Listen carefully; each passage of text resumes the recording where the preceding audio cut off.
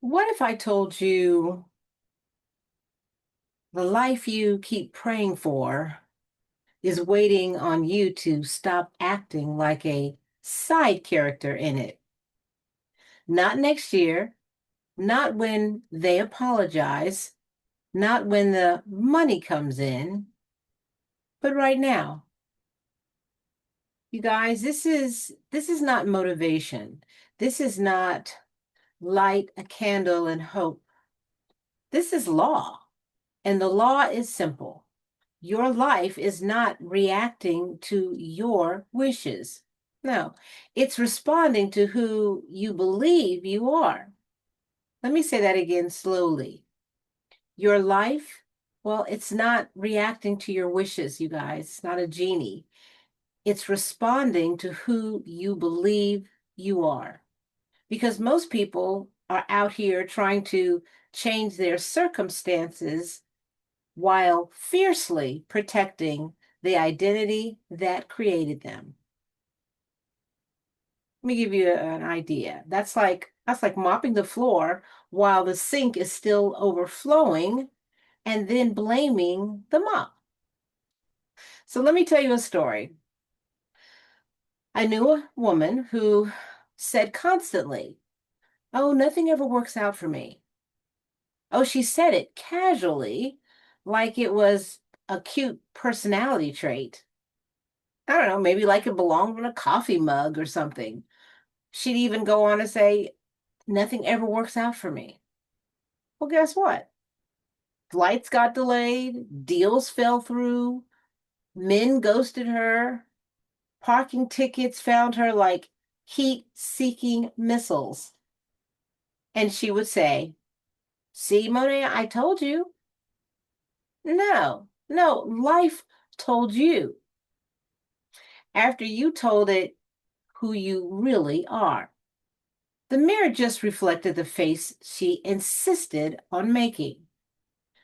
Now, here's the part that might sting a little in a loving way. Some of you are doing the exact same thing. You say you want love, but you identify as the one who always gets left. You say you want wealth, but you identify as the one who has to struggle. You say you want peace, but your inner dialogue sounds like a group chat full of anxiety. You cannot plant, "I am overlooked," and harvest, "I'm celebrated." You cannot plant, "I'm behind," and harvest, "I'm ahead." The harvest is obedient. It's not emotional. It's not spiritual favoritism. It's not even karma keeping score. It's simply math. Identity always equals experience. And here's where it gets fascinating. Before anything shows up in your physical world, it existed as a state you occupied. Okay? Every relationship began as a self concept. Every success began as an assumption. Every failure began as an agreement. You did not attract it by accident.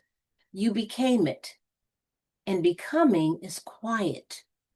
It's not dramatic. There's no fireworks. It's small, repeated sentences you whisper to yourself when no one else is around. Um, I'm not good enough with money. I always mess things up. People don't choose me. Well, congratulations. You just placed an order. Now, let me tell you another story. This one is about a guy. There was a man who always considered himself unlucky. He had flat tires. Oh, of course. Missed an opportunity. Ah, that's just my life. Always happens. Someone else wins. Figures. One day he got tired of the narrative. Not tired of the events. Different. tired of the identity. So he made a decision, not loudly, not on social media, but privately. I am fortunate. Things work in my favor. At first, he said it felt fake, like wearing a jacket that wasn't broken in. But he persisted. Flat tire? Huh, this is just redirecting me. Missed opportunity? Something better is aligning. He stopped reacting like the unlucky version of himself. He responded like the fortunate one. And I'm not kidding you. Within a year, his network changed. His timing improved. His opportunities expanded. Did luck arrive? I don't think so. His identity shifted, and life reorganized around him. So, you guys, you are not waiting for your life to change, or at least I hope not. You should be stabilizing a new version of yourself. That's it. The world is slow. Consciousness is instant. What you see right now is yesterday's assumption of what you think life should look like. So when you look at your bank account and panic, when you look at your relationship and spiral, when you look at your career and sigh, you're reacting to an old echo. And every emotional reaction replants the old seed. It's like planting apple seeds at night and digging it up in the morning and wondering why you don't have apples yet. You're not patient.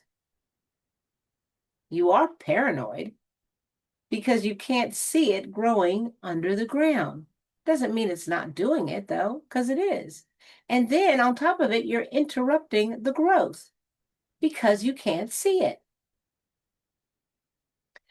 So faith, it's not pretending. Faith is understanding the law well enough to stop doubting it. If you assume the feeling of wish fulfilled, not wishing, not begging, but feeling relief, security, certainty, life must comply. Not because you deserve it, not because you've suffered enough, not because the universe feels generous, but because the harvest must match the seed. Now, here's where it gets serious.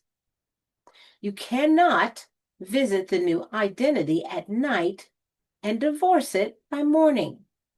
You cannot meditate on abundance and gossip about lack at lunch. And you can't affirm, I am chosen, and internally rehearse rejection. That's a divided consciousness, and a divided mind produces a divided harvest. Persistence is not hype. It is steady remembrance. It is walking up and choosing again. It is seeing no evidence and staying loyal anyway. It's responding as the version of you who already has what you desire. How would that version walk, speak, interpret silence, handle setbacks? Become that person, not dramatically, internally, quietly. Once identity feels natural, even slightly, the shift is complete. You won't be excited about it, and you won't need validation. You'll just know. The same way you know your name. You don't get excited about that anymore, do you? And here's the part that should really wake you up. There is no force outside of you deciding your worth unless you let it. No cosmic committee. no hidden panel of judges. There's only consciousness mirroring itself. You are not small. You are not behind. You are not cursed. You are identified. And identification can change in a moment. Right now, close your eyes. If you can. If you're driving, don't. But if you can. Now, who would you be if it were already done? Not hoping, not waiting, just done. You are that person. I want you to feel that version. Calm, certain, complete. That feeling, not the excitement, but the completion. It's a creative act. Now just stay there for a minute. Okay, now return there again and persist there. Because what you persist in, you become. And what you become, you experience. Your wish is not coming, it's becoming. And it becomes the moment you decide you are no longer negotiating with the old version of yourself. This is your power. Not someday, but right now. I hope you enjoyed this episode of The Mirror. I'm Monet Swan. Keep practicing. It gets easier with time. Love you guys. Bye.